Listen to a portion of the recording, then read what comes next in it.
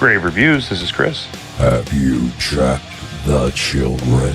There's no children here. It's not safe for them. This is Alan, and Chris is right. Grave Reviews is intended for mature audiences. Your discretion is advised.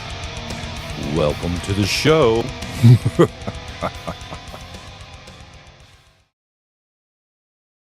Ladies and gentlemen, welcome to Grave Reviews. My name is Alan. I'm your host, and my partner in crime and co-host, Chris. How are you today, sir? I'm doing well, sir. Doing well.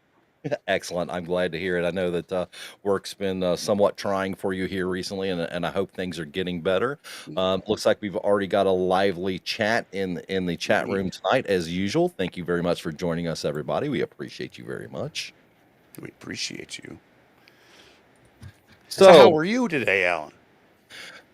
Every day is getting a little better. I'm still on the mend. I'm actually supposed to start a new class for work here in Saturday of next week, and I don't know if I'm going to be physically ready yet. Man, I hope I am, because I want to get this underway.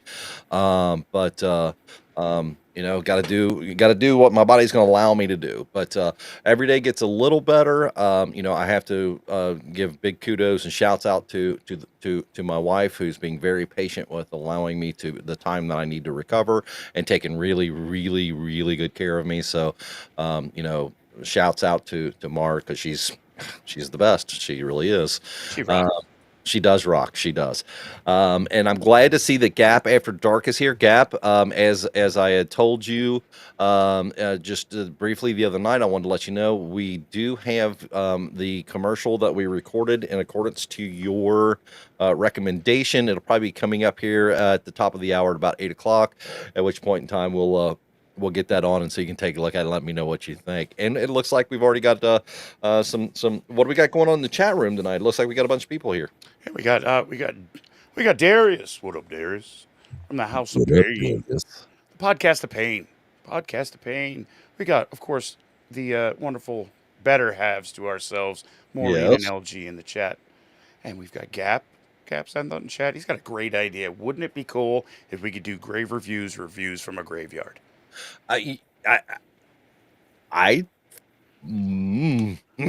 There's so many things I want to say right now, because I mean, Chris knows that behind the scenes there's some things that I've been trying to figure out ways to make happen, and that is kind of in a roundabout way one of them. But yeah, wouldn't it be kind of funny to, especially if we can find an old, you know, decrepit with the, you know, the old tilted stones and stuff. Right. I would set up the widescreen there and do it. Absolutely. That would be awesome. That would be so much fun. That'd be fun. But only if Gap actually comes. You know, we'd have, because if we're going to do something like that, we'd have to do it in front of a live audience. I think that would be really cool. It'd be interesting. Yeah, that'd be really cool. We'd have fun. Oh, absolutely. You know, and the drinks and the F-bombs would be flying. So This happens. I like this. He says, and then you guys get monetized, and we could have shovels for emojis. Oh, all right. So as if any of you know how to do the specialized emojis, please let me know, because what I want to do is part of our Patreon that we keep talking about that we haven't actually gotten done yet. I would love to have special emojis that I can give out as part of the like level 1, level 2 package, so that when you come in, you could have your own Grave Reviews emojis, where, you know, it's a shovel, a raven, a tombstone, a zombie kind of thing. That would be so much fun to be able to have. So yeah, if anyone is aware of how to do that, because I've been trying to do the research on it and I can't really find a definite answer, I would love to be able to offer that to you. Great recommendation, Gap. Thank you. Yes. Nice. So this is why we love our Talking Dead, because they are one of us. Best ideas. Ideas. A shit list emoji. Got it. That would be great.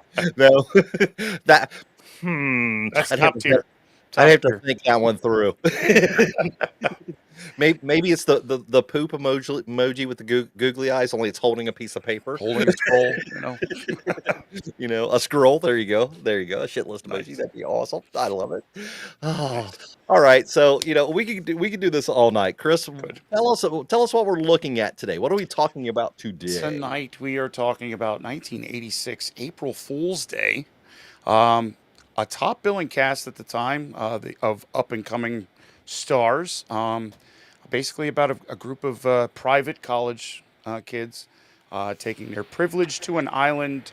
I think they kind of make it seem like it's somewhere up north, and to a private little inlet Yes. lake house, inlet house, if you would, and they're gonna have fun for the weekend, an April Fool's weekend. I always felt like this was like kind of like the Hamptons kind of thing. Is if that's even the right even. Yeah, I mean, it's that type of person, but it's like in the middle of nowhere. So I Yeah. always saw it as kind of like maybe Maine, New Hampshire, Vermont, kind of Perfect. secluded Perfect. place. Yeah, especially with with them saying that it's just now basically becoming the warmest part or the warmer part of summer, and Right. then you look around at the type of foliage and everything that's being on display, and that's what gave me that northeastern Yep. feel also. So, Yeah. And they go out to this thing, and we see a lot of work put into having this be an April Fool's Day filled weekend. A lot of pranks that we see are being set up, and then it turns dark. really quick. Very quickly, upon their arrival. And we go from there to an ever shrinking band of college children, Yes. to our finale, which has a twist that you could see coming if you were paying attention, maybe. Yeah, and Um, if you weren't paying attention, then maybe Okay, so here's we're not gonna we'll get there, right? We're gonna go through this movie, but um,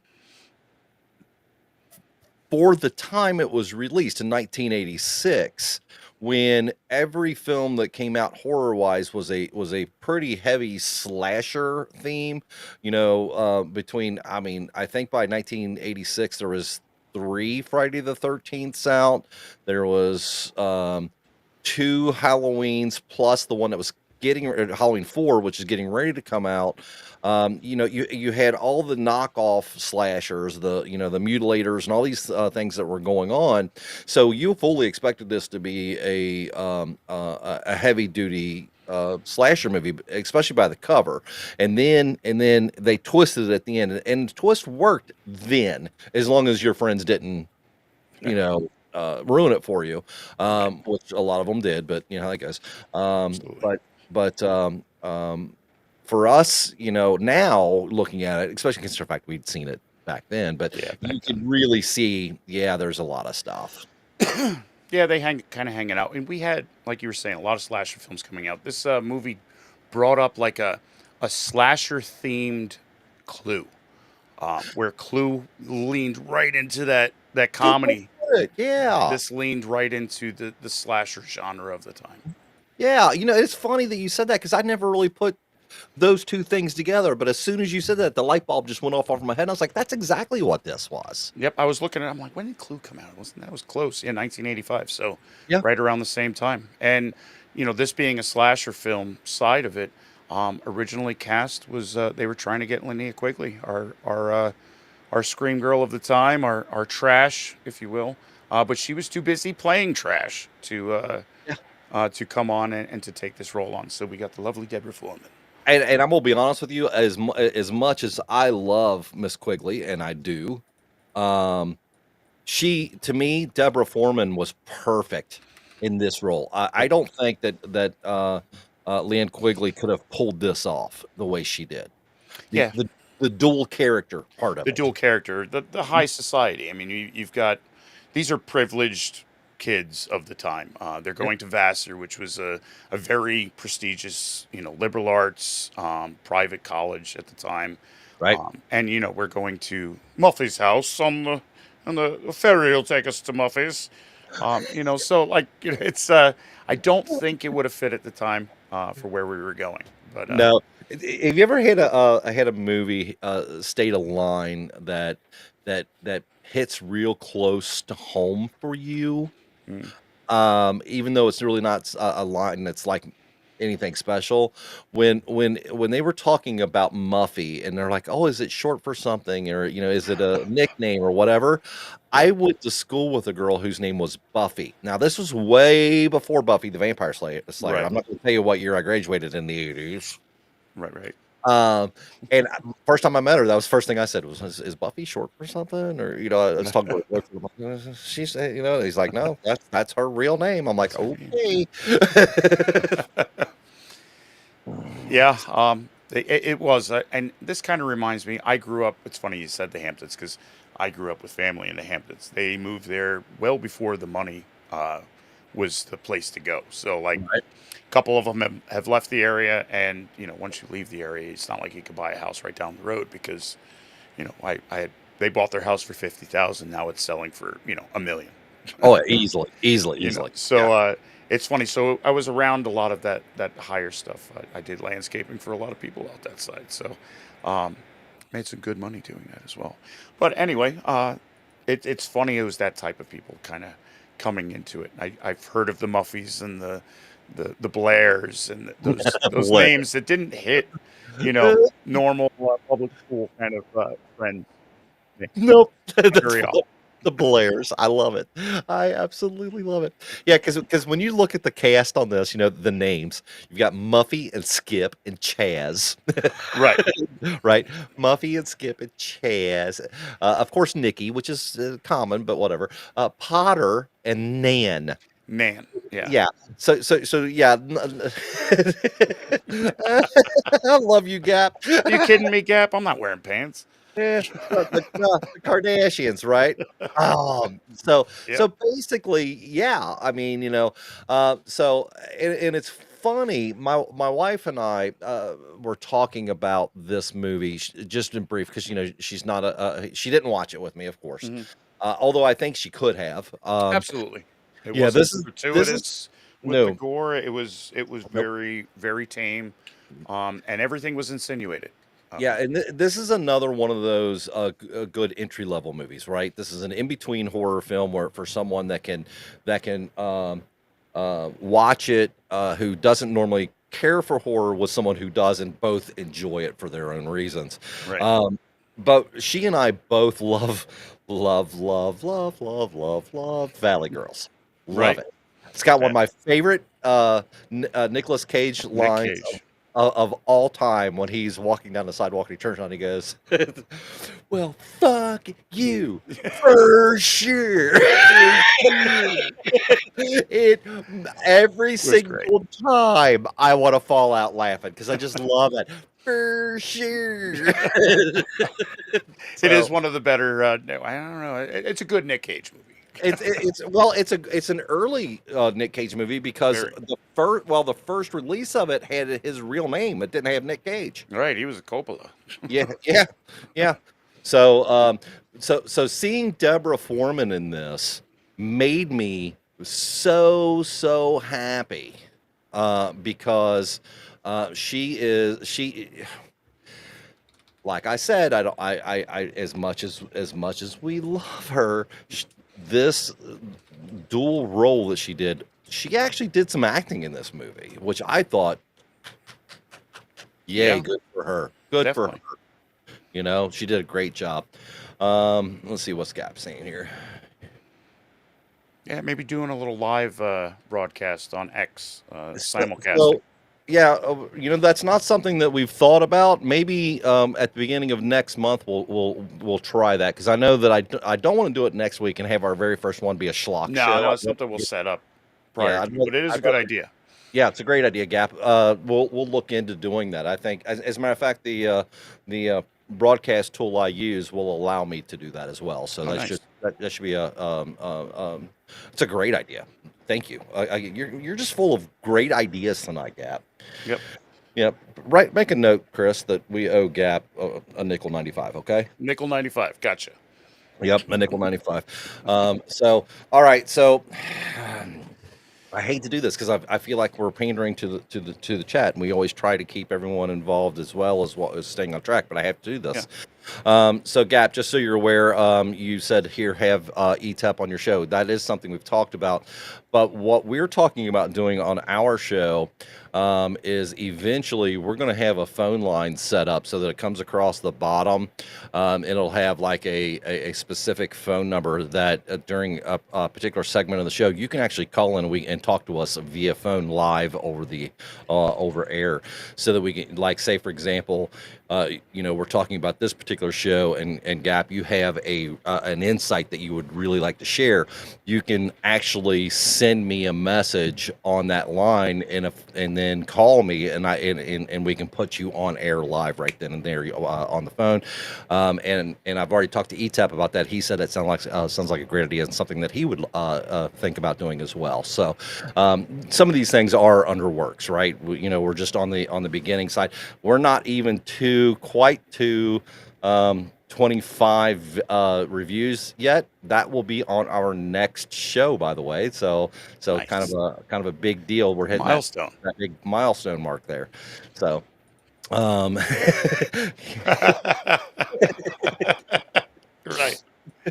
1-900 big butts. You sure this is the right number? Yes, Sure. because we like big butts, and we Can't can't lie. Can't Do it. Anyway, so they're on the island at this point in time. We've already lost somebody, right? We've already lost. Well, coming up to that, I just wanted your thought in this opening ahead. where we see, Muffy, getting the house ready. She's moving stuff around. You can tell she's doing some setup. The maid is leaving.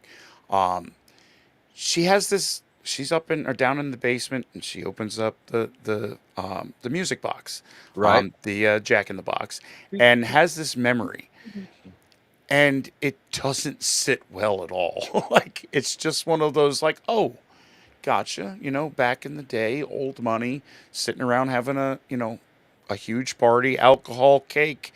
Mhm. I'm sure there's cigars and cigarettes lit right next to the cake, as you would in the 70s and 80s. Right. And she's winding this music box, and fucking creepy little demon comes out of the damn thing. Ugh. Little off, like, from where this movie kind of goes. Not sure it fits, but it is very off-putting. Well, I think what they were doing here is laying the groundwork for the fact that we're going to be coming at you from different angles. Right. And I think this is, well, I agree with you, that it had that really horrible rubber, whatever. Yeah, thing. But it was also laying the groundwork for Muffy's not exactly right at this point. Right. Yeah, there's something going on. Right. Our chat's just ridiculous. And we love it. So if you happen at some point in time in the future to be listening to this the podcast through Spotify or what have you, because we are eventually going to wind up doing that, we invite you to come to YouTube and watch us live on Thursday nights, because the Thursday night frights is what, as we call it, because we're very visual. Our chat room, there are things going on there that are talking dead, which are what we call the members of our chat room, they're not right. We're very visual, so you kind of need to see what's going on. We're so happy that they're not right too. Yeah, it absolutely it's a beautiful thing. Wouldn't want them any other way, because I'm going to tell you right now, it's because of people like this who come in and do this type of conversation based around what we're talking about, but making their own weird twist on it that makes it fun. Your insight and my beautiful face, we're gonna this channel's we're going places just on that beautiful face alone. It's going to grow eventually. I mean, someone's going to have to realize that we're here, right? Anyway, it's so big. It's so big, so big. So that sets up the fact that Muffy's going through a lot to set this whole thing up on her own. Yes. And then we go to our friends gathering and getting on the ferry, and we're introduced to the prissy girl that doesn't quite fit in. We're introduced to Amy Steele, who I know was in a bunch of things. All I can see when I saw her face was Walk Like a Man with Howie Mandel.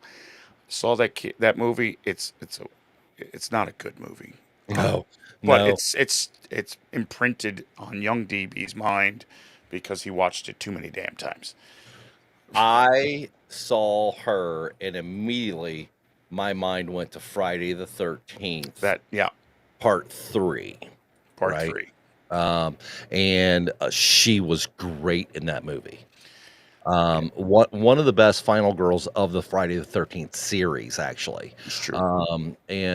So yeah, it was it? Wait a minute, not 3. It was 2. It 2. was 2. You're right. I apologize because one was without Jason. 2 was the first one with Jason, where he wore the not the hockey mask. He didn't get that till 3. He wore the burlap sack. The burlap. Yep. Right. Right. Okay, stop it with the giggle thing. That's just the way it is. Good morning, good evening, Miss Chantel. We appreciate you being here. Voice actress that you are, a voice actress extraordinaire that you are. Right. So, sorry, I stepped in again, but yeah, Deborah No. Foreman as Muffy, she did a great job. And at this point in time, we're on the barge, if you will. What do you call it? The ferry? Yeah, the ferry coming across. Right. And a lot of goofy stuff going on. It's April Fool's Day. You get that whole feel. They're already joking around. You've got Biff from Back to the Future, our Arch, and Skip going back and forth playing this game of, I guess, throw a knife and then see who can reach it without falling, and they get into an argument, a little scrap, and they fight, and Arch throws the knife at him into the stomach. You're thinking, who the hell throws a switchblade at anybody like a frisbee and expect everything to go well?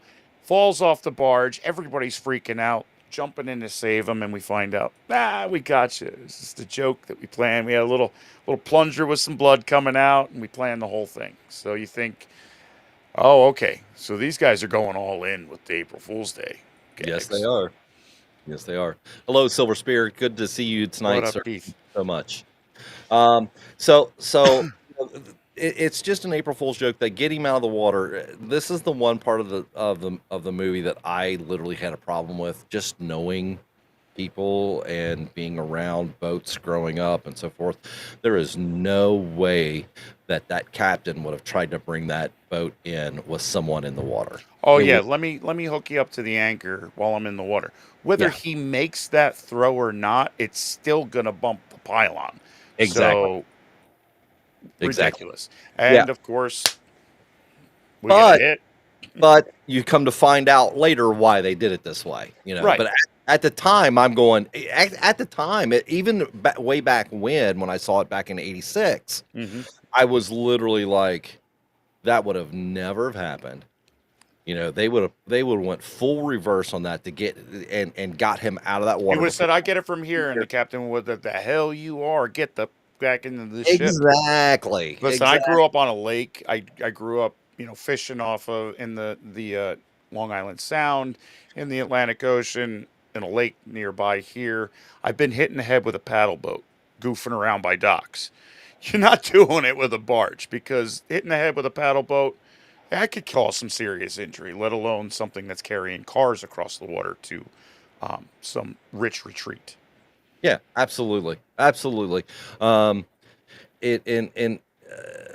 Spear, you had this on VHS. I actually saw it in the theaters back in the day. Nice. So that's that, and it's LG keeps saying how mad the ending made her. That's okay. That's okay. Hold on to that. We'll talk about that later. We'll get there. And of course, we've got our poor ferryman freaks out because he sees that he goes under, because of course he can't make the throw onto the anchor on the dock, and old boy comes up with his face splattered toxic waste style. This is literally the most gruesome thing that we see through the whole movie. They do it within the first 15 minutes of the film.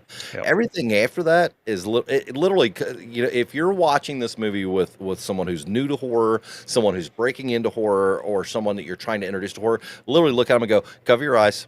Okay, it's over. The rest will be all right. The rest is all just shots.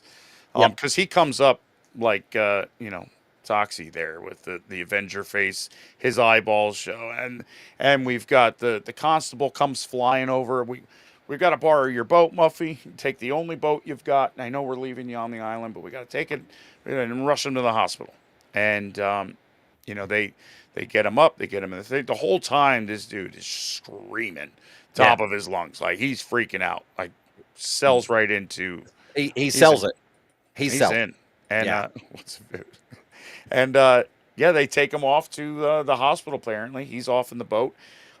Ferryman, all distraught, still drops off the kids. Have a great weekend. See you on Monday, because we don't run on the weekends. Don't care how rich you are. Bye. And our cast of our characters who are still seemingly trying to figure out who they're going to hook up with. Which is kind of a weird, you would think, because the way the boat ride over is you're seeing all these people are together and these people are together and these, just the way they're they kind of pair off, right? But then you get to the island and it's like, okay, flip a coin, catch it. Right, we're gonna figure out, like, everybody put your name in a hat, and we're gonna figure out who you pair up with. And we've got Nikki Deborah Goodrich, beautiful Deborah Goodrich, sunning herself. She's the one. She's the one that everybody's going to, if it's not for Muffy, because Muffy's beautiful and has a ton of money.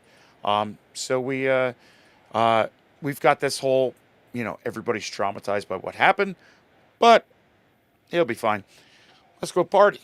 And they kind of come into this house that you can tell it's an old house.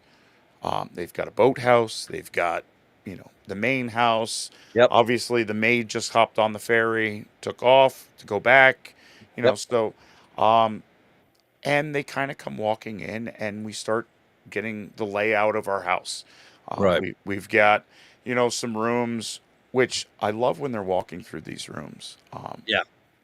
One's got heroin paraphernalia in the medicine cabinet. Oh, like obvious hypodermic needles and spoons, and you're like, what the fuck? And I love our cast of characters that are like, what the hell is that? Yeah. What the fuck? Don't go in there. And here's the funny thing on this, though. And this is one thing that threw me off, even again back in the day when I saw it, is when they're showing everyone's room. Did you notice that you had this lavish room and this lavish room and this lavish room, yet Muffy is supposedly the one who inherited this house, who grew up in this house. Right. Her room was the most stark, bare, and smallest of the place. Now, so she either did. She either purposely gave them the better rooms, or her parents didn't care for her very much. Right. Yeah. She got the bare minimum. Yeah. No, but I do like the way they set that up as far as, hey, this is, this is an early inheritance for me.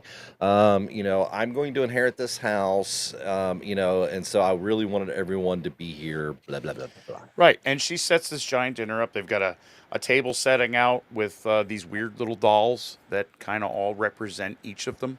Yes. On the table. But we also have the dinner of Franken beans, being served at this wonderful tablescape. We break out the pink champagne, and this is where we have Nan, who is the token nerd girl of the bunch, has to give this beautiful, friends forever, loyalty forever. Yes. Speech, followed by Muffy pulling from, I forget what literary work she pulls from. I had it pulled up before and then I lost it. I've heard it before, but I can't tell you. I found it and I marked it and it's gone now. But we have this big thing and it's a big toast. Basically, it all boils down to we're friends, we're here, we enjoy each other's company. We don't care where you come from, you're here. We're together in all of this. Yes. And they all take a sip of their pink champagne, which rolls down their lips because there's a hole in the glass, and April Fool's Day. Yeah, which was funny. It was good. Now everybody has been tricked at least once, and that's when they kind of split off to their rooms to see where we're going. Like we said, we have the heroine, we've got the baby crying on a tape player in one room, which very was creepy. That was really dark. The way that where they went there in the movie was dark. I think that one was one of those that that was kind of a hard call. Yeah. Hey, real quick, just so you see this, I don't know if you've ever seen this or no, but there was a secondary movie poster for this talking about the dolls. Did you ever see that? I did not. That's awesome. Isn't that cool? I think they probably would get rid of that just because it kind of tells a little some of what's going to happen. Uh-huh. But Yep. I like that. Yeah, I do too, because there was in the movie, guys and gals, everyone when they came into the dining room, instead of not only having a marker with their name on where they sat, there was a different doll that represented each person. Right. Which became something specific that you needed to know through the movie. Right.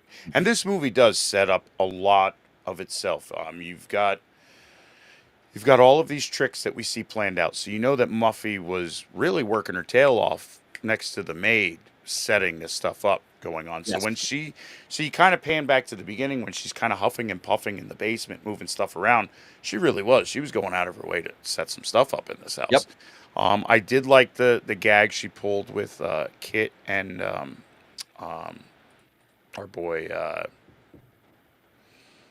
Rob, where he goes to turn the light out, and that was cool. That light goes on, and he turns that light out, and the main light goes on, turns the main light off, and the other one comes on, and then he's like burning himself trying to take the light off.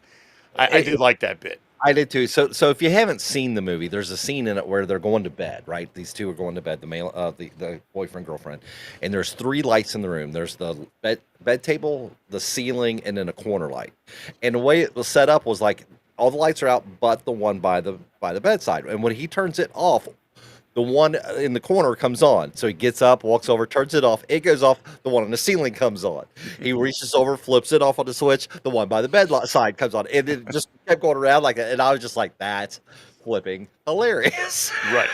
Very well done. It was great. So you've got this point where, Nikki talks to Muffy, like basically Muffy gets all the guys. And Nikki kind of makes a stand like Chaz is mine, Right. that you can have Arch or Harvey, Whatever. yeah, call me Hal, and you've got that guy in the background that's like, with my connections, your money. So Nikki stamps out Chaz, which they're playing. It looks like maybe Twister under the blankets. I think There's right some leg kind of by weird her contortion ear. going on there. All I know is that when I saw this movie, I went, "You go," because I know that Wow. I'm never getting into that position. Somebody gets a cramp, somebody's gonna get hurt. Like, Oh yeah, they took the whole Kama Sutra thing to like the extent on that. yeah, even the Kama Sutra was like, whoa, hey, Whoa, moderation, bro, whoa. moderation. See, the guy who wrote the Kama Sutra saw that and went, "You know what? We need to add that on page 89." All right, yeah, like the Kama Sutra part 2. Let's start with that one. Yeah. So, yeah, she's bendy. Yeah, They're both bendy because he both- had his leg up by his ear and her ear. Yeah, So- he literally had to. He was bent in such a way that he had to reach up and grab a hold of the bars on the bedpost. Oh god, that was. I laughed so hard. I was just like, that is so freaking funny. So at the second time seeing it, I usually watch all of our movies the second time through it. Yep. And just watch this the second time. I had to stop for a second to be like, Damn. How I know it's just a movie and nothing's really happening, but how is that supposed to happen? yeah, like, wow, dude, bravo. Like, bravo. yeah. And then you've got, Could you teach me, please? I love Arch is in the room, like he draws the short straw, obviously. Nobody's going to bed with him. He sits on another damn chair that falls apart for him to fall out of. What's funny is when they did that at the dinner scene, where he sits down and the chair folds and he just rolls and he literally like rolls back to his feet kind of thing.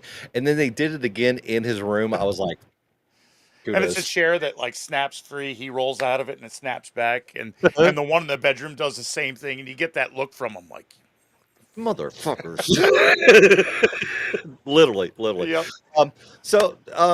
Are we okay to take a quick? Yeah, let's take a quick break here. We're going to take a commercial break, everyone. I want to let you know that we have a sponsor this week. Funbags Inc. has sent us a commercial. We showed it last week. We told them we'd show them again this week. So if you wouldn't mind, let's all take a quick look. Hello, everyone. My name is Theodore. My friends call me Titty, and I'm the CEO and founder of Funbags Inc. Here at Funbags Inc., we are proud of the fact that we have helped millions of people, both men and women, enrich their lives with the use of our product. Just listen to this testimonial from another satisfied customer. Hi, Titty and team. This is Ariel, and I just had to call and say thank you. My fun bags just came in, and my boyfriend and I can't stop playing with them. I'm pretty sure he would play with them anytime. Heck, anywhere I let him. Thanks, fun bags. You're the best. No, thank you, Ariella. You know, people often ask me how I came up with the idea of Funbags Inc. I remember like it was yesterday. I was in my bedroom with the door locked one night doing a little research for fun bags and such, as you do.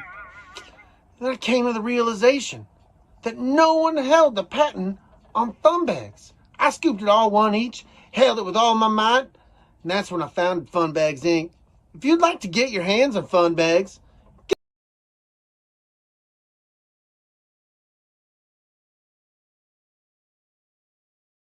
Well, it it shut down on us halfway through.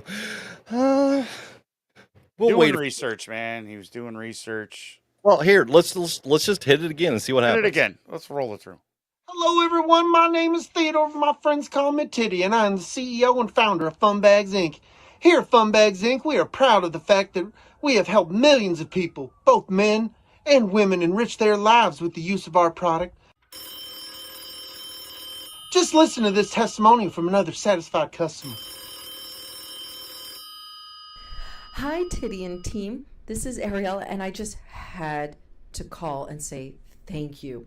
My fun bags just came in, and my boyfriend and I can't stop playing with them. I'm pretty sure he would play with them anytime. Heck, anywhere I let him. Thanks, fun bags. You're the best. No, thank you, Ariella. You know, people often ask me how I came up with the idea of Funbags Inc. I remember like it was yesterday. I was in my bedroom with the door locked one night doing a little research for fun bags and such, as you do. Then I came to the realization that no one held the patent on fun bags. I scooped it all one each, held it with all my might, and that's when I founded Funbags Inc. If you'd like to get your hands on fun bags, give us a call at 155-800-0085. That's 155 boobs. we're so happy. Oh, good Lord. And if you call within the next hour, you can take advantage of buy a pair and get one free deal. Just pay that shipping and handling. I know what you're thinking. A pair of fun bags is perfect. What would I need an extra one for? And we say, it's for dancing, silly. Fun bags are intended for ages 21 plus. Fun Bags Incorporated is not responsible for rips, tears, or pops due to overly aggressive handling, such as, but not limited to, pinching, nipping, or biting. Research has shown that playing with fun bags can lead to pregnancy. Please play with fun bags responsibly. Fun Bags is a division of Fun Bags Incorporated, Minneapolis, Minnesota. That's great. Oh my God. I have to give props to Chantel, who's in the room here, to Brady Big Loving, and for Don Delasnooch from the Escape Pod. I literally just sent them a message, said, "Hey, I've got this really fun idea for this commercial I want to shoot. Would you guys please do some recording for me?" And it took me about a week and a half to get everyone's recordings back. But literally, it was I sent it to them. They recorded it. They sent it back, and I used everyone's basically first take. I appreciate my bros over there at the Escape Pod because nobody said a word of this until it was all done. So Yeah, I love fun bags too. So we have to say thank you to Gap After Dark, because literally the last time we did a commercial for Circle of Life, he said, "Oh, is your next commercial going to be for Fun Bags?" And I just saw it go through the chat, and as soon as and I literally went, "Yes, yes, it is." So What do you know? what do you know? There it is. All right. So I hope everyone enjoyed that. That was very fun to make and fun to do. I think next week we're gonna get a revisit from Chester. We will over at Chester's Almost Famous Barbecue and Crematorium. So we'll look into Love that. that guy. Yeah, great guy, great guy. Our first sponsor, gotta love it. So anyway, so everyone has checked into their room. They've all found that there's something deep and dark in their room. Right. One person has found newspaper clippings about an automobile accident that went horribly wrong and killed some people. One person has found, as you said, a tape recorder of a baby crying, which is a very, very dark moment in this movie. So everyone's kind of going into this. You're starting to realize that there's something more going on than just a fun weekend with your friends. Right. And we see Skip, who's outside drinking, and now Skip feels responsible partly for our ferryman's assistant going to the hospital because it was his goofing around with the switchblades that brought that guy into the water, which put him in the position to where he hurt himself. So he's outside. You can see him finish a bottle of alcohol off, throw it off into the distance, and he disappears. And we have that slow going through where our Rob and Kit are having their own little argument. Rob's not happy about her going on about his going to doctor school or going to medical school when his, I guess, guidance counselor of sorts is like, "You're never gonna do it." They go off to have some premarital sex. Some fun time, right? Yeah, Right. some fun times. Play with Kit's pun bags. And we see Skip going underneath the boathouse, looking all bad, like Real bad. and disappearing, which leads to them screaming, running out. We have to find Skip because Skip's missing, which is Exactly. great because we have Arch who goes looking for Skip. Last seen in the water, floating to the middle of the damn woods. Again, whatever. Okay, I know at this point they're not. They think he's dead, but other people don't think he's dead. So we're off looking for Skip. And from this point is where we start seeing our group of college kids getting smaller and smaller. We've got Arch who goes off to find Skip, ends up in this weird leg snare, getting bit by a snake. And Kind then of, maybe. maybe, Yeah, kind of maybe. yep. And we, someone comes through that's obviously attacking him. We get Yes. him screaming. It's the last moment. And we go from there to where slowly we see, everyone kind of disappear in their own rights. We've got, take a pause here for Mika. Thanks Micah. for joining us. Micah, Mika. this is your first time in the chat room. I know that you've checked out our show previously. Micah, if I'm not mistaken, this is Micah I used to work with. Micah, just because you were here today, you are a member of the Talking Dead. This is for you. Gabba gabba, we accept you, one of us. Gabba gabba, we accept you, one of us. You are now a member of the Talking Dead. Thank you for coming in. We appreciate you very, very much. That we do. Things are going well for you, Micah. You're again. This is who I believe it is. Micah's a super good individual, great guy. Really glad to have him here. So, you are a member of the Talking Dead. Gabba gabba, we accept you. You are one of us. Thanks for joining us. Thank you very much, sir. So that being said, and it's funny. At this point, no one that has died have we seen them? It's all been cut off right. It done very psycho-ish, very we don't see the actual slaying. You can Yep, only assume. exactly. Apart from Skip being very dead looking, floating away, to someone definitely attacking Biff, to we slowly see each one kind of disappear. And boiling down to Rob and Kit being the only ones really kind of caught up in this. Yeah. They're seeing what's happening.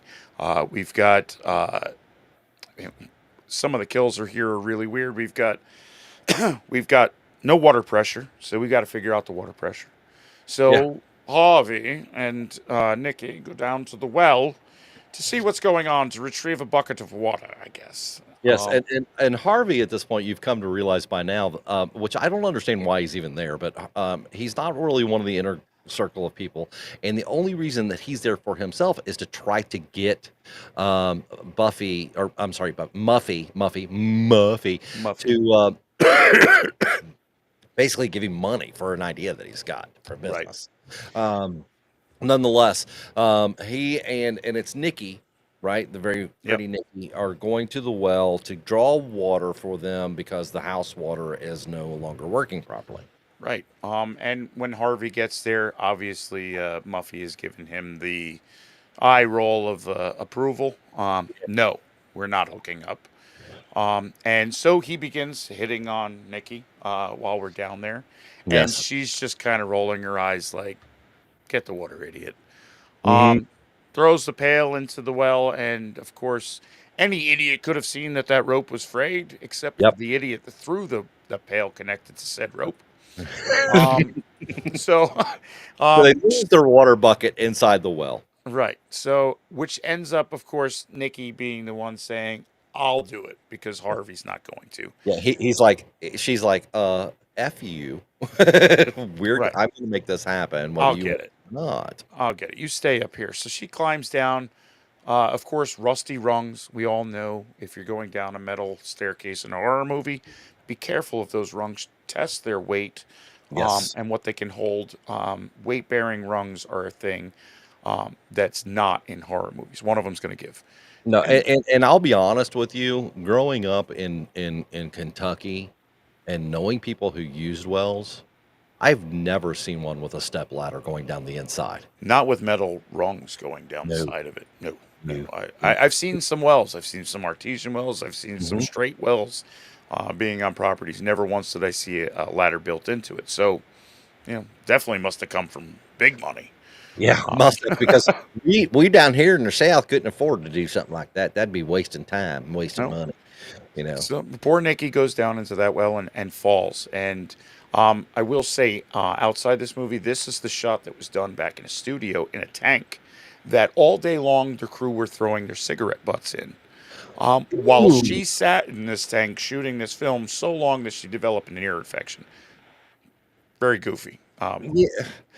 Labor laws weren't a thing in the 80s, No, So, no. And it also may have been a situation where they were trying to goof her or something along those lines. maybe. But But that's she still, I mean, she as an falls. ex-smoker, that's That's no, gross, dude. no. That's Big gross. no. Listen, I've smoked myself. Don't flick your cigarettes. Like, let alone where somebody's going to be treading water for crying out loud. But Yep. so she's down in the well, um, calling for help. Of course, Harvey is reluctant to even step into the well. And we see Skip's head pop up and Arch's head pop up. And now she's screaming. She's freaking out because we found Skip and Arch. Well, at least their heads. Very obvious rubber. Oh, yes. Oh, yes. Oh, When you're already on edge, maybe we could forgive her. Yeah, Harvey's not getting his penny loafers wet here, Cat. what a great comment. Gap After Dark just said you can't expect Harvey to get wet or his penny loafers, Right. which is freaking hilarious. Which pretty much spells it out right because she's Exactly. screaming down there and he's screaming for help. Yeah. So while she's down there, she kind of goes under. because she tries climbing it out. Another rung kind of comes out. She Yep. crashes back down in the water, comes up with Nan's body. So now we know where Nan has gone, and Skip and Arch. They're in the water. Harvey finally finds out that he should be the one helping, goes down, gets her out of the water. We kind of fast forward to where she's in back in the house. She's explaining to everybody what she found, and Muffy, who is very dressed down at this point.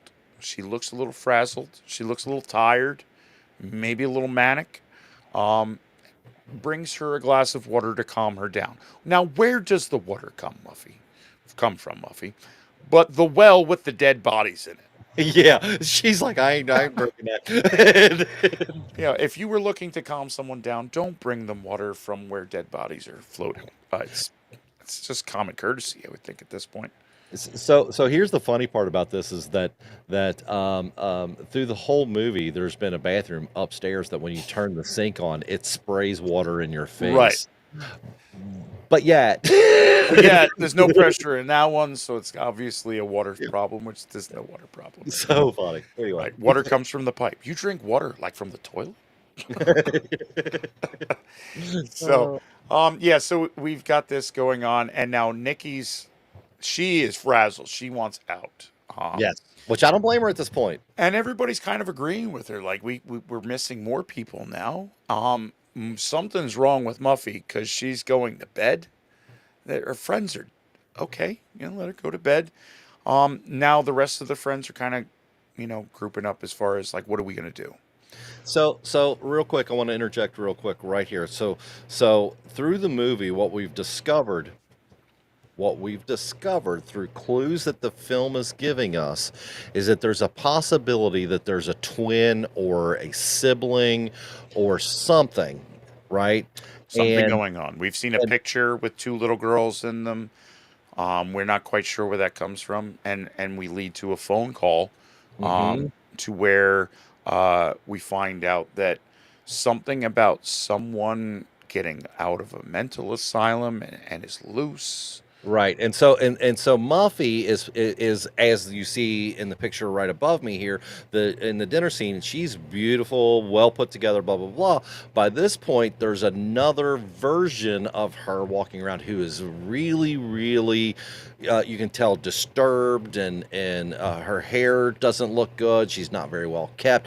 Her eyes are sunken and dark, and it's just so you're getting this feeling like there's more to the story than meets the eye.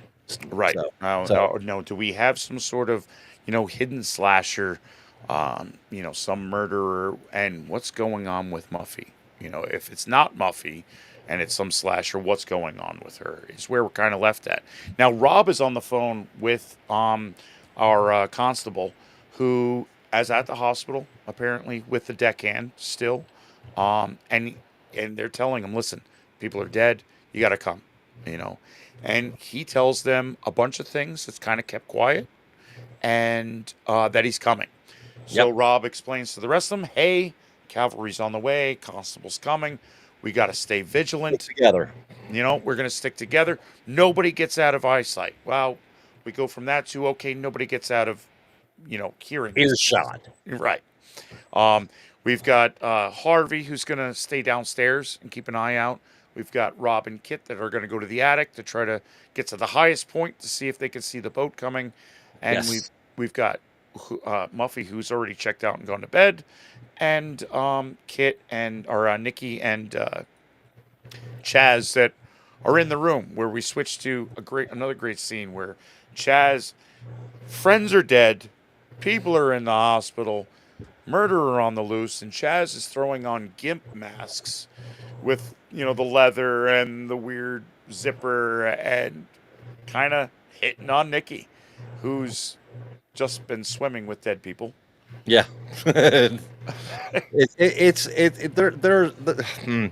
So yeah, you really have to suspend your belief on this film. I mean, well, do you have to? Chaz was a very sexual person right from the get-go, so maybe he is kind of realistic. Like, hey, we might all die, and we did some we had a great game of Twister last night. Like Let's to do do it it again. You know? Well, all I know is this: if I'm in a situation where I think going to die, and I played a game like Twister like that the night before, I think that if my body unfolded, which I'm not sure his did, but if Right. it did, then I might be going, let's try that one more time. One more time. I've Oh, got an idea where the other foot can go.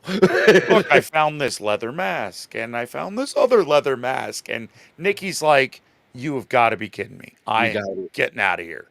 Well, here's the funny part, though. You come to find out later that basically everything that they find in the movie, whether it's the baby crying or whatever, that it means something. So, what does the S&M mean? Does that mean that that's actually what she's into? Could be. I It mean, could be. I mean, there they were kind of those look parallels. close, but The dolls look like them. Nan is the nanny. You know you got the lovebirds. You know, we're gonna keep the light on for them. So there is, could be. And Chaz was definitely having fun. yeah, definitely. Nikki leaves to finish getting ready, comes back in, and Chaz is sitting there with his hands on his crotch, and she just takes it as, "You've got to be kidding me." Like, people are dead and you've got your thing out. What is wrong with you? You got to be kidding me. And he's not moving. He's not giving in on this. So she grabs his hands to find that, oh, he's got blood where he's hiding. He's not, he's not he's Yeah, not there's this something isn't- wrong. This wasn't a move to try to put the moves on her. He's dead.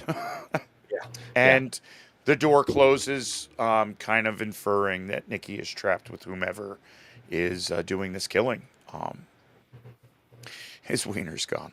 Well, that's implied. That's implied. it's implied, there, girl. LG. You didn't actually see that it was going. Right. Well, we didn't see it. Not seeing it is not a complete proof of it being gone. Yeah, yeah. So we've got we've got Rob and Kit that we're together. We heard the screaming. We can't get into this room. We got to find Harvey, was supposed to be downstairs. He's not downstairs. We push into his room. He's hanging from the ceiling. Oh, dear God. It's just them. So they run back up to the attic. They see a light. The constable's here. They go running out to the water to try to meet the constable, who must have come back with Muffy's boat, to find that the boat's there with no keys in it. Yeah, and no constable. And no constable. We're not sure what's going on. They remember. She said in the beginning, there's keys in the kitchen as well as under the seat of the boat. Constable took the keys under the seat of the boat. We've got to go back inside. Yeah, we got to go to the kitchen and find these extra keys so we can get off the damn island. Right. They go running back to the house to find out all the doors that they have thrown open are now closed. Mm-hmm. We've got to find a way in. Luckily, the basement window, which, if you were paying attention in the beginning of the movie, Muffy leaves open. Purposely opens it and puts a something in it so that it will not shut. Correct. They go into the basement. They're looking around. As they're in the basement, somebody knocks that window closed, and you see a little hatchet nail it shut. They're stuck in the basement. Yes. And while they're down there, they find an interesting surprise of pretty close to our alternate movie dust jacket there of the dolls sitting around.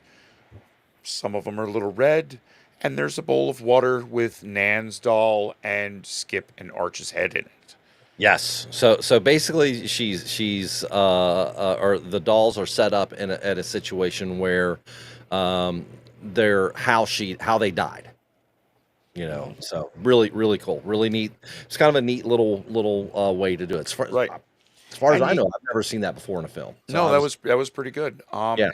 And you get that moment where they see on a rafter that Muffy and Buffy and height marks, of where you would scratch off when your kids are the same height. And Rob reveals, "Hey, listen, I saw a picture with two girls in this study. When I was on the phone with the constable, he had said something about someone escaping. I think Muffy's got a twin sister." They start putting this together. We got to find a way out of here. And they escape from the basement to try to get through this house. Rob gets locked in this room, which is great. It leads to a great part with Rob at the end here. Like a scary tea party with dolls. Indeed. Indeed. Indeed. When you cut the dolls' heads off, LG will talk to you about that. She used to do that with Barbie. She's weird. But, you know. And Kit, who's running for her life, runs into Buffy. And Buffy lets her know, like, yeah, it's a thing. It is a thing. And I've got this giant butcher knife. Beautiful knife, by the way. Beautiful knife. Nice curve to it and everything. Yep. And starts coming after her. And they're fighting and they're fighting and they're fighting and they're fighting. And she falls back into the living room to turn around and see. And there's everybody just carrying on like she's not just been chased in by a murderer. They're carrying on like they don't even see her. Yeah, they're talking. There's Arch talking with Skip. There's Nikki and Chaz hanging out together. There's what the hell is they're going having on? Drinks. They're playing cards. I mean, there's all kinds of shit going on in this room. Reading the comics. They're just hanging out, and she is like, "What the hell?" Turns around to Muffy, and that moment where she's. And this is the point where LG's getting mad. Oh, she's like, "What the hell is going on?" That was an accurate quote from my watch with LG. Muffy takes the blade and it kind of folds in on itself. What do you know? It's fake. It's fake. April Fool's Day. April Fool's Day. This is the point where you get a little exposition from Muffy, where she's like, "Okay, so yeah, none of this ever happened." Yeah. Right? And meanwhile, we've got Rob, who is still screaming up in stairs, opens the back room to find our ferryman's helper, eye falling out of his face, in his face, literally right in front of him. He's screaming like crazy. I love the guy grabs a hold of him, leans in, gives him a kiss, rips off the fake eyeball falling out, slaps it on his face, and opens the door. And turns around. Rob screaming. Who, by the way, Gap is running for the front door, which is through the living room, busts into the living room to find everybody standing there and him still screaming. And, like, if you were going to have a psychotic break because your friends are assholes, this is the moment. This is it right here. This is it. This is what happened. In this Slashapalooza life we're living here in the 80s, he has rolled upon what is going on. You know, like, am I dead? Because everybody else that's dead is here. So funny, because they're literally like, they're all just sitting around like going, doop-a-doop-a-doop-a-doo. And when she realizes what's going on, you can see the look on her face. She's like, there's a part of her, I'm sure, that kid was like, I'm going to scream, fuck. Right. Yo!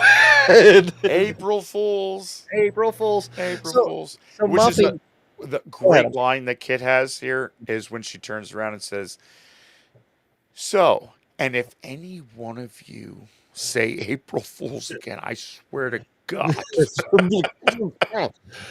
So you get your exposition from Muffy. She's explaining, hey, yes, I inherited this house from my mother. My father is up in the air on whether or not he's going to allow me to keep it or if I have to sell it. I have to prove to him that I'm able to pay for it myself. And the way I'm going to do that, which I think is a really cool thing, is to be like, hey, I'm going to do a bed and breakfast kind of deal, but for the weekend, it's going to be the best murder mystery you've ever had. And I was testing everyone to see if this was going to work. And no one was involved. Once the the ferryman was involved, right? And the helper, and that was about it. Yeah, and then Skip was involved too. He knew about it. I had to play along with it. Well, because Skip was actually her brother. Is that not cousin? Correct? Her cousin. Yep, cousin. Yeah. And he said, listen, he said, what I'm gonna, so basically, when she took one person out of the room, she then talked them into being a part of it on the Right. backside. Right, which is So funny because she mentions the fact that poor Arch is out, strung upside down. Who's going to get his head cut off? Sorry about the snake. Didn't see that coming. didn't know that was coming. Right, Exactly. and yeah, everybody was basically killed, and then brought in and on the joke to play along with it, to see basically who was going to be left to reveal the entire thing to them. Yes. That we can be this real. You were my Yep. test subjects, and I love you. I thank you. Don't think Rob and Kit probably ever got over this very traumatizing moment for them. I would think. No. No. She passes out the champagne. Everybody gets a bottle of champagne. The ferryman comes in. I love the ferryman. What's his name? Lloyd Berry kind of Lloyd comes up Berry, and yeah. says, "How did I do? Like I've never been an actor before." And she's like, our longtime ferryman, who's actually a ferryman. You sold It it really is a ferryman. yeah, sold it really well. And yes, and this is on my second watch with LG. This is where she was just mad. Like this is bullshit. This isn't a horror movie. Like where did you go with this?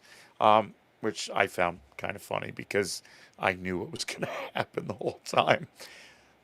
And Yeah. I mean, yeah, well, and we're all going to party from this. And as it goes for the rehearsal, dry rehearsal that you just had there, I would say that this inn for Whodunit would be a really good place to go because she put a lot of effort into this. Oh, absolutely, absolutely. So for those of you who may not remember or haven't seen the movie in a while, when we say Kit, this is who we're talking about. Kit is the final girl, as we said from Friday the 13th too. She did a great job not only in that movie but in this one as well. Amy And Steele. Amy Steele, exactly. So I wanted to be sure that we all knew who she was, because she did such a great job, such a great job. So now we have one final scene, and it's with Muffy Buffy, the girl from not Pretty Pink, Valley Girl. Valley Girls. Yeah. Sitting in, and I was trying to remember what her name was. Valley Girl. It just went right out of my head. But when she's sitting there and she's finally, playing that with her Yep, jacket. she comes in. You can see she's obviously drunk. She's drinking straight out of the bottle. Comes to bed and finds a present sitting on her bed. Now we assume at this point everybody has left, and she's all alone in her. Or in they're her passed out in other parts of the house. Or One they're of the- passed out. That's true. And there's a present. So she opens it up, and there's a Jack in the Box, which all the way back to the beginning, her beautiful memory as a child of seeing a Jack in the Box, and we get the normal "Pop Goes the Weasel" song as she plays through, and instead of a "Pop Goes the Weasel," we get Nan pop out of nowhere, raking a knife across Muffy's throat. The blood flows. Yes. Until the point where Nan starts laughing, gives her a kiss on the cheek, Yep. and April Fool's Day. April Fool's Day. And then the title rolls. And that is the end of the movie. She plays the prank back upon her. Yes. So I will say, when I saw this in '86, mid to late '86, I was a junior in high school. I really enjoyed it. Right. Again, as I said at the very beginning of the show, this was the height of the horror slasher genre style movie.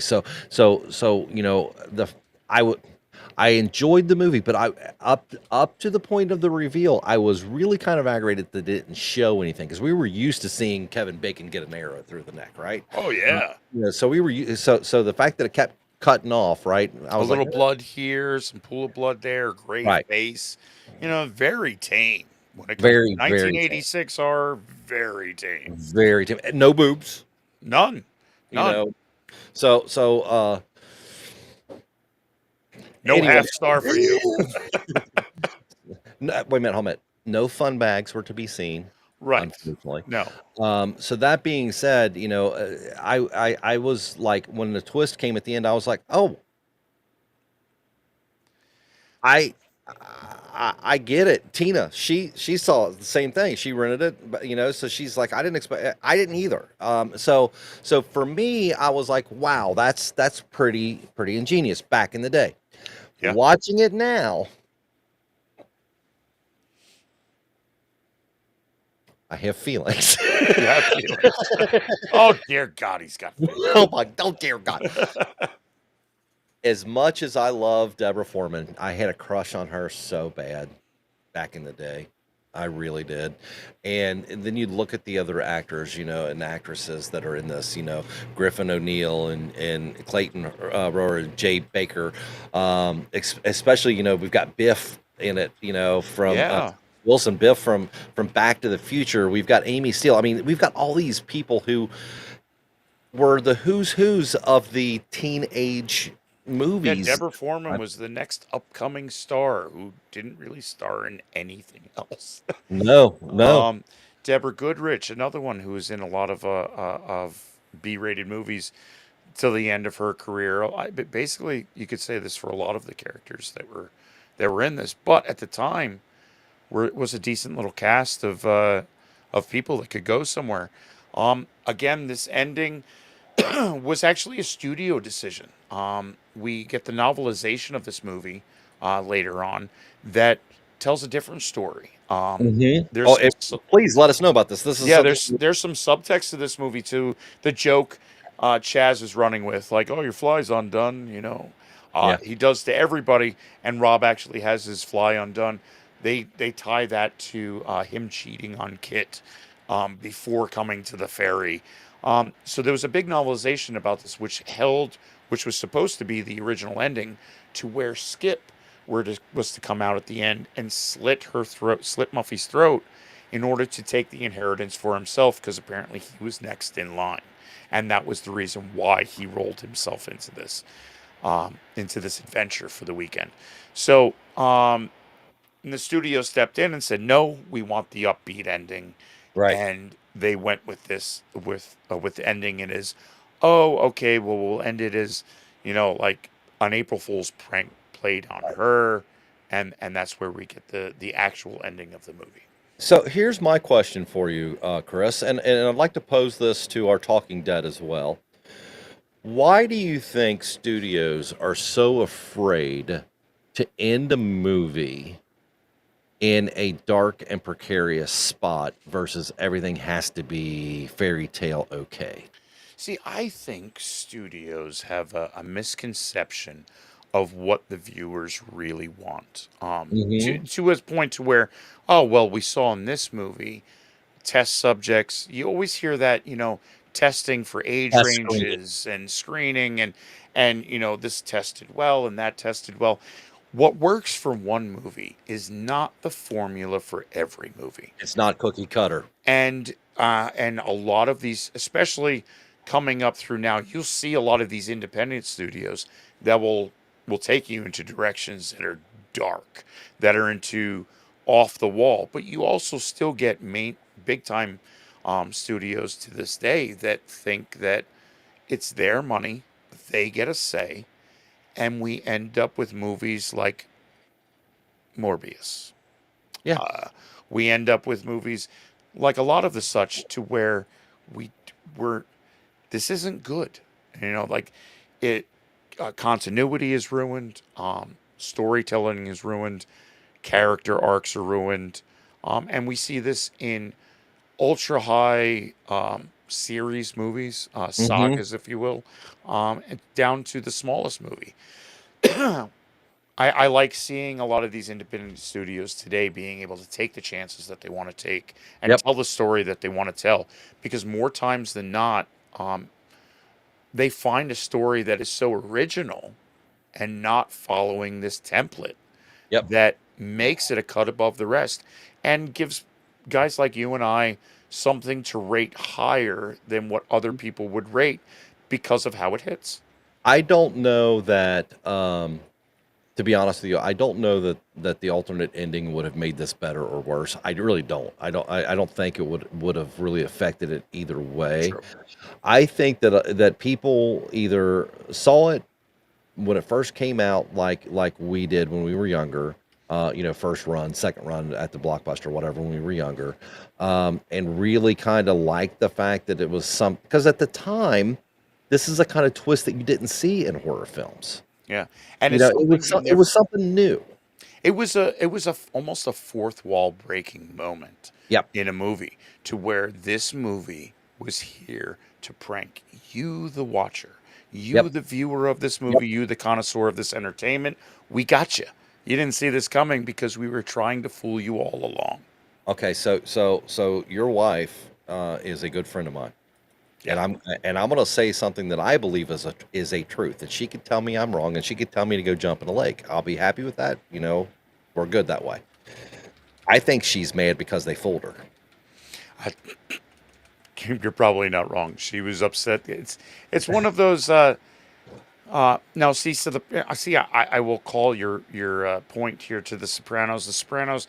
Tony was executed in the last scene of The Sopranos. Spoiler alert. Dude. It's been long enough. You should Never watch seen it, never cared to see it, so I don't care. But it's one of those like, oh, it's left upon the audience. It was all just a dream. It wasn't just a dream. It was a reality. This movie ended in a reality. This Hmm. movie was. It wasn't just, oh, we all woke up and nobody was dead. No, we all stayed awake and found out none of this was real. You just traumatized the shit out of your two friends over there. I think Rob is probably still screaming. His character is somewhere in a padded room, like still with like the Toxic Avengers moment on his face, just still Yep. screaming at a padded wall. Yeah. I will say this as well that the first time I remember to Gap and LG's comments, the first time I remember the dream sequence being something that made me upset was Married with Children. Oh, Because everyone knew what really happened. It was very publicly announced what really happened. And the fact that they said, oh no, she just got up and walked downstairs and it was a dream. I think that they did Kelly Segal a disservice by doing it that way. I think they should have handled it the way they handled it, or the way that was true to life. Allow her the time that she needed to grieve and move on. yeah. That's just me. Right. That's just me. So we'll leave that. So well, thank you, LG. I appreciate you saying that. So here's my thing. So we're gonna move on to the. Oh, I don't have any clue what we're going to do with this. So you tell me, sir, on a scale from 1 to 10, 1 being a miserable dredge and 10 being a movie that everyone should see no matter how LG feels about it, 5 meaning that the movie hit all the marks, where would you put this movie?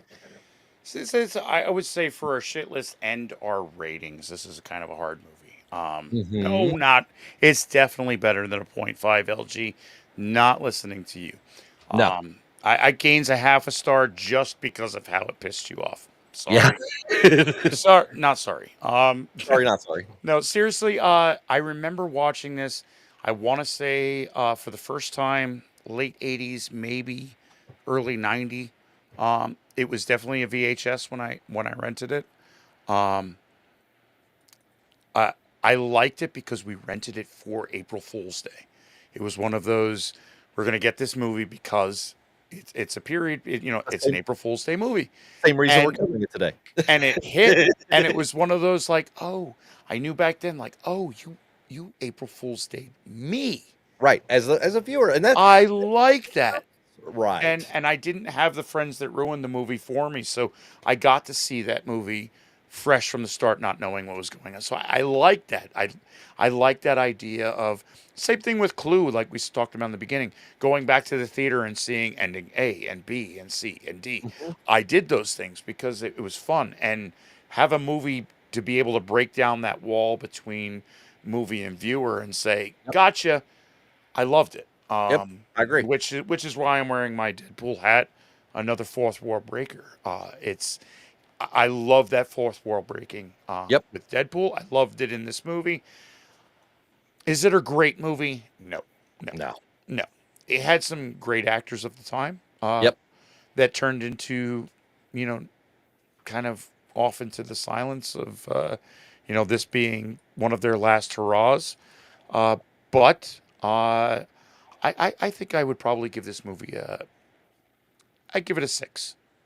Okay. So that being said, I'm going to say that I agree with you. 6 is a good place to put this. It hits all the marks you would expect, and it does have because I have to look at it from 17-year-old Ellen's eyes versus 55-year-old Alan's eyes, right? The 17-year-old Alan's eyes was like, oh my God, I love Deborah Foreman. I've got a crush on her. She's in this movie. It's completely different than anything that they've done to this point as far as the trick ending. It was April Fool's on me for watching it, right? And they pulled it on me. So I get that. Mhm. But now a 55-year-old Alan would go, it's a 5. Right. But I'm going to give it that extra point because of how it made me feel back then versus now. Now, this is where it makes it hard, is because now we come to our shit list. Our sometimes hilarious, Intentionally tasteless. intentionally tasteless list. This list has to do with our rewatchability, our enjoyment of the movie, our future enjoyment of the movie, where we think that most people might find themselves. Maybe some people, maybe just us. It really doesn't matter. It's our fucking list. I will tell you, honestly, I don't think I will ever watch this movie again. This movie is one of those movies that, while Clue was funny, it's that same thing. You know the gag, you know the joke, and that's why I intentionally, before this broadcast one, I went to tell you a joke that I have told you before, Alan. Uh-huh. That was the reason behind that joke. Was it's one of those, oh, I get it, before I even got the full first line of it out. Uh-huh. It's funny. We agree it's funny. Uh-huh. Do we have to hear the whole joke again? And that's where this movie kind of falls for me. I am right at 24 with this movie. I am not at 24. I'm at 23. Okay. 23. Okay. Yeah. Better than The Blood only Red reason I Sky. say that is because Blood Red Sky, as much as I enjoyed it on a first watch, I will never watch it again. And it had zero redeeming factor to where April Fool's Day did, because it was kind of a groundbreaker. I would actually move this, to be honest with you, I would move this movie to 21. Okay. Okay. I would I could agree with you. Let's go to 21. We'll put it at 21 and push everything down. I'm good with that, because that's the thing. It's the rewatchability here is I know the gag. I know the joke. I know the joke. The production value was still better than Swamp Zombies and Thanksgiving. And it was much better than Blood Red Skies. I'm okay with 21. Gap says he's okay with 21. Thank you, Gap. I appreciate your Cool. approval on that. Yeah, and that's, you know what, perfect right here in our Mhm. shit list at 24 movies right now. We have at number 20 at Ginger Snaps and number 21 at April Fool's Day. Yep. I don't need to watch any of those movies below Ginger Snaps again at the moment. I might watch Thanksgiving again around Christmas or around Thanksgiving, just because it's. I'll watch it to try to bring somebody else into the Yep. fold of Thanksgiving. As well as April Fool's Day, I'd watch it again in order to bring somebody else in on the joke. Yep. It's that kind of movie that it's funny. It was great, groundbreaking, something you didn't see, especially at the time. Like we were talking, I mean, 1986. We are in the thick of 80s horror. Yep. Where there is the extreme body gore, there is the extreme slashers. We've got the nightmares. We've got everything going on in the genre of horror right now. And this tried to play right into a slasher, and it had you along for the ride until the end. And they tried to do something a little different. I'm going to tell you this right here now, Gap. I don't know if I've ever told you this or not, but this was a gateway movie for me. I love this movie. I haven't watched it since I was in maybe mid Was that 20s. 81? I think so. That's early 80s. Yeah. Look it up. Melissa Gilbert, I think it is. Who is one of the girls from Little House on the Prairie. Oh, And the kills were ingenious. I loved it. I loved it. yes. We may have to watch that for my birthday next month. We'll look Hey, and okay. we'll look. I My haven't wife seen this will. movie in a very, very long time. I actually don't remember this movie offhand looking at it. It's early 80s cheesy gore, Canadian made, not the greatest movie on the planet, but man, my sister had the movie channel and they played this off and on for a year, I think it was, and I watched it All right. every chance I got. I absolutely flippin' love that movie. That between that one and Student Bodies, I think is like what made me love horror. Once I got past the stuff that got me going into it and wanting to watch it, like Salem's Lot, that Right. yeah, absolutely. Alan's wife and I have birthdays 2 days apart. They're past. They're in January. We'll have to let those sit for a while. Right. Again, Chris and I have decided that our wives are pretty much almost the same people. It's like they're sisters. Melissa Yeah. Sue Anderson, thank you. Yes. Thank you. Yeah, I was too. I was shocked in them too. God bless you, honey. I think that's what It was very drew me fertile to this movie is because my house growing up was a little house on the prairie. My parents love, especially my dad, loved the idea of the 1800s of farming and of being self-sufficient kind of thing. So we always watched Little House on the Prairie, and that's what drew me to this movie. It was like, oh, I know her from watching her at home and all the time, but I don't remember the movie. So, And I'll say definitely this also, Gap made the mention on here. I pulled up just thinking ago that he was shocked to see that she was in it. I was as well. Come out later to find out the reason that she was in it was because she was trying to change that wholesome image enough that she get could rid of bring the typecast. the typecast, exactly. Yep. But man, it was such a good movie. I was so happy with it. And Mara corrected us. It was Mary from Little House. I appreciate Yep. that. Thank you. She Yep. actually said she saw that back in the 80s. Maybe I can talk her into watching it again for my birthday. Ooh, Hey, hey. awesome.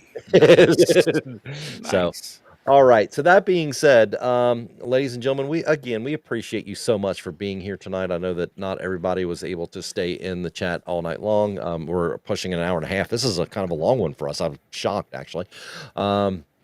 Next week, are we doing our schlock movie next week? Yeah, we can do our schlock movie next Okay, week. What do we have? Wolf Cop? Wolf Cop. Land. Next. Yes. Yeah, and then the following week, as long as everything goes well on the 25th, I think we're going to watch Viking Wolf. So we're going back to our werewolf theme for the remainder of the month. Wolf Cop is a wonderful schlock film. I believe you can watch it on Tubi for free. Let's do that. And is there anything you'd like to let Chris? We should let them know where they can find our stuff, like our merch and so forth. We have merch. We've got TikTok, Instagram, Facebook. You can catch us on all of the socials as well as our merch shop. If you go to bio.link/graverev, that's bio.link/graverev. Lunar Girl, the wonderful person she is going to put into the chat there. If you go check our live chat, the link to our bio link. And just to touch upon your hope from before, the answer from more seems to be no. No, yeah, I figured as much. Anyway, But yeah, go to bio.link/graverev. You can find us. Merch store is on the top. We have some funny names. We try to put it on TikToks. I'm going to be more active on TikTok as of lately. Work has been kind of crazy. Kind of been stamping my my vibe here for horror. But I'm going to be posting more on that. Check us on all the socials. Give us a like, a subscribe. We're coming close to 200 subs on YouTube. Thank you, everyone, for subscribing to us. We love you. Share it with a friend. Yeah, absolutely. Please take a moment, hit that like button, leave us a comment. Maybe it was your favorite, or in LG's case, her least favorite part of this movie. And let someone know about it. We really do want to try to get above 200 and then just keep growing from there. So, that being said, guys and gals, I would say, as I like to every week, we love you. We appreciate you. Come back and see us next week. That and may this week all of your nightmares be groovy. Oh yeah, we all go a little mad sometimes. Stay spooky. Stay spooky, everybody. Have a great night. See ya.